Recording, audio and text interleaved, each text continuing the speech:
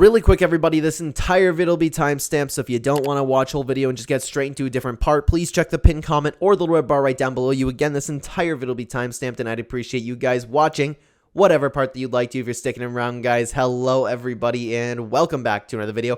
If you are new here, my name is Kyle. I'm your guy with too many YouTube channels, and welcome back to the complete betting guide for you guys. We are going to go through my confident picks for UFC 289, underdog opportunities, fights to avoid, fights you should not bet on at all, lock of the week, and then my official bets that I will be placing, guys. Again, timestamps are there if you'd like to use them. Let's get into the video. Starting off with the confident picks, my first confident pick for you guys is Marc-Andre Barriault. Now, I usually don't pick Canadians. As a Canadian myself, they tend to not do well, and Marc-Andre Barriault does have a little bit of a spotty record. However, the win that he's coming off of is such a vicious, accurate, amazing performance. He's definitely going to want to do the same thing in front of his hometown. And Eric Anders, while he is coming off of a win, I don't love the Kyle Daukaus win.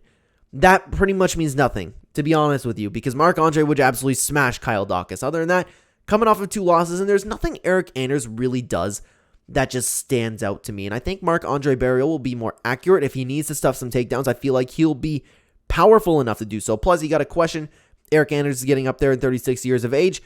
I think Marc-Andre is in it to probably get another knockout. The dude is vicious and on a roll right now. I'm really high off of his last performance, so I like Marc-Andre Barriault a lot to win this fight. The next confident pick is going to be Dan Ige. Now, guys, you cannot, if you are not familiar with Dan Ige in his career, you cannot count these 3 losses against him. They are all fantastic fighters, and they were close fights. This fight especially could have been argued to a win for him, but this fight is all about the matchup. Dan Ige is one of the most underrated fighters in the division. Nate Landwehr, his whole game plan is to eat shots and overwhelm you. That's what he does. You can't keep eating shots as somebody who's as good as a boxer, has the power and the accuracy of Dan Ige. Nate the Train's game plan is very clear. He's going to come forward. Like I said, he's going to eat shots to give you some shots. He can't eat Dan Ige's shots, and I think Dan Ige is in for a really, really solid performance and a really, really nice KO.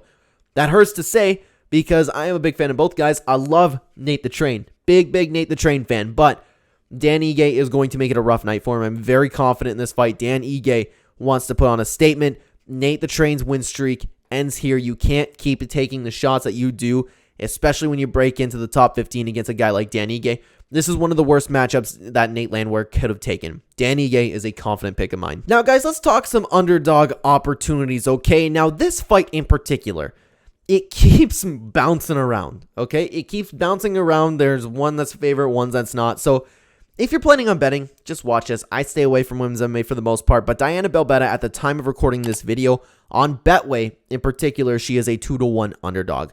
So, a long story short, there's not a big reason. It's just because that if you're looking for underdog money, 1, anything can happen in women's MMA. 2, Maria Oliveira did look quite sloppy in her last fight.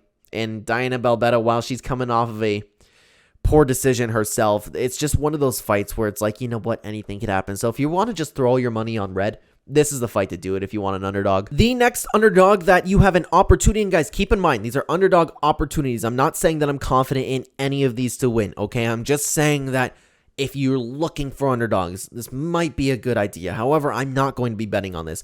At this moment of recording the video, Chris Curtis is a 2-10 underdog. He's coming off of he's coming off of a really tough loss that could be argued to be in his favor. He looked good in that fight, but Imavov is coming off of a loss where he looked horrible against Sean Strickland, who just came off the couch. Sean Strickland just pieced him up, and Sean Strickland is also Chris Curtis's main training partner.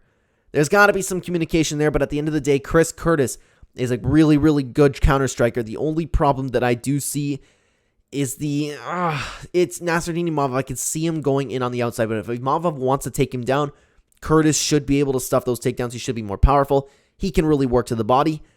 I like this matchup for Chris Curtis. So if you're thinking about underdogs, this isn't a bad one to look at. The next underdog opportunity for you guys is, I can't believe I'm saying this, it's Charles Oliveira.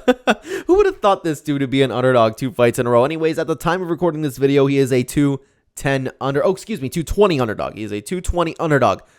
You know the story of Charles Oliveira. This should be a pick'ems fight, in my opinion. I'm leaning towards the side of Beneil Dariush, But this is a fight to stay away from. Charles Oliveira, his whole story is to lose and come back even better. So maybe he's going to come back even better this fight. Maybe he's going to stomp Beneil Dariush.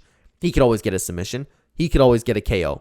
This fight is just really close. If you're a believer in the next era of Olive, this is an underdog you should be taking a look at. However, not safe.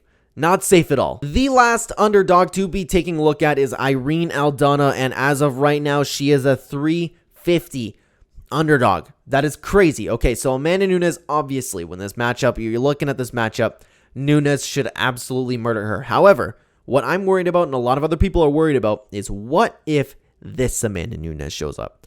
The one against Juliana Pena, the one who didn't care, the one who didn't train. That Amanda Nunes exists. And we've seen Amanda Nunes lose before.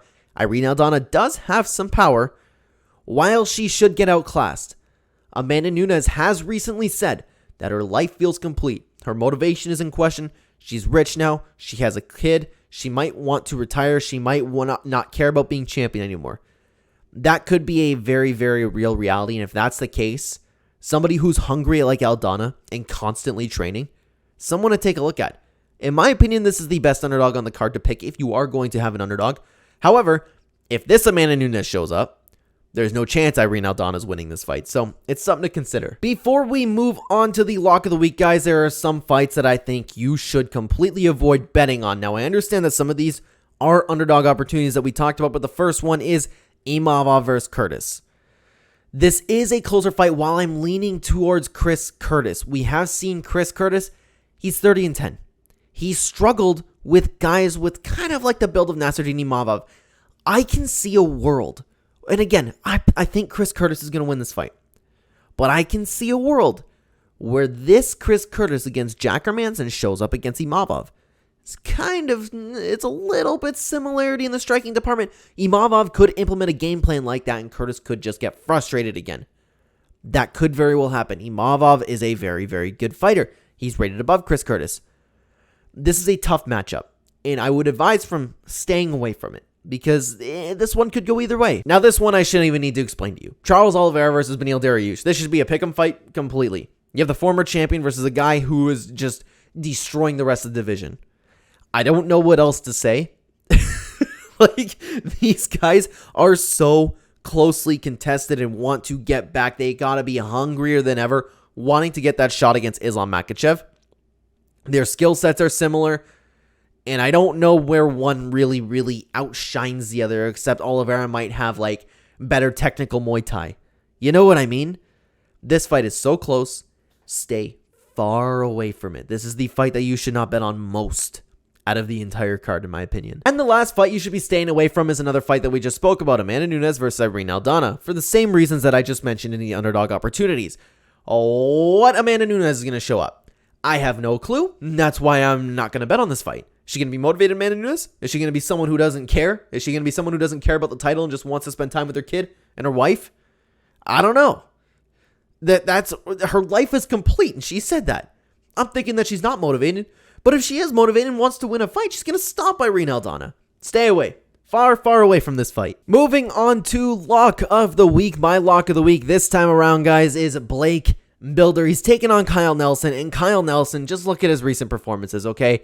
Kyle Nelson, he probably was going to lose against Du Hu Choi, and then just losses before that. His only win is against Polo Reyes, and even that's not even really a win that you should be really considering, and that's 3 years, almost 4 years ago, okay? I don't like the performances that Kyle Nelson has been putting on. While he does have power that could put Blake Builder down, Blake Builder has been on an absolute roll from what we've seen him so far. Loved his performance. He's shown that he has heart. He's gotten put down. He's gotten back up, and he's fought even better. And every single time that we see this dude, he is making noticeable improvements. I think his defense is going to be on point for no matter what comes, and he's been getting better and better. I think Blake Builder will be a solid step ahead the entire time in this fight, and I've been going back and watching his other fights, and this just made me even more confident. I like Blake Builder a lot in this particular matchup with Kyle Nelson. However, the issue I have with Blake Builder is I don't know how he'll do against somebody ranked. For this matchup in particular against Kyle Nelson, I'm very confident. Lock of the week is Blake Builder, and keep in mind, I understand it's not 100%. Nothing we can make is 100%, but this is about as close as to 100% as I believe a prediction can be Blake Builder is my lock of the week. Now, guys, moving on to my official bets. I can't throw them on screen for you right now because I haven't actually placed them yet, but these are the bets that I am going to be placing. Usually, I throw them on screen right now, but I don't know what's been going on with Betway these past couple weeks. That's the betting app that I use. They've been taking forever to throw their stuff out, and I'm not going to make this video on Saturday morning. So, the bets that I will be making is my confident pick is Dan Ige, along with Belbita and Oliveira to go over 1.5 rounds. Dan Ige is a noticeable favorite, and the over 1.5 rounds for the female fight should help that.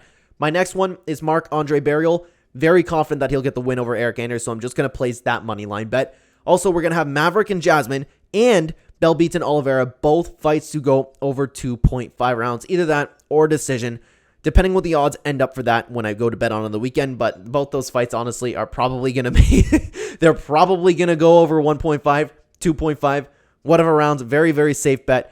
The next bet that I'm going to make is another just straight bet with Mike Mallet. I believe he's going to win, and I like his chances. But the reason I'm not throwing him in a parlay is because I'm not nearly as confident as a guy like Blake Builder that I am. And speaking of Blake Builder, I'm going to throw in, you know what? This isn't a really good one because Blake Builder is a sizable favorite right now, but I am going to place a solid bet on Blake Builder by itself, and I'm going to also place another bet on Blake Builder along with one of the female fights to go over 1.5 rounds. That should help the odds. And the last parlay that I'm going to make is Marc-Andre Barriol and Dan Ige, two of my most confident picks together. Why not hope they win? And you know what? Now that I'm thinking about it, because I haven't placed these yet, I might do one with Marc-Andre, Dan Ige, and Blake Builder. I'm very hesitant to throw three in a parlay. That's just me, though. But guys, let me know what your bets are going to be down below. And thank you so much for watching this video. If you are new here, you enjoyed the content, please consider a like button will help out the channel a ton, and subscribe if you are brand new. If you want to continue watching the Clenbat channel, 2 videos right here. I'll see you either there or in the next video, guys. Take care.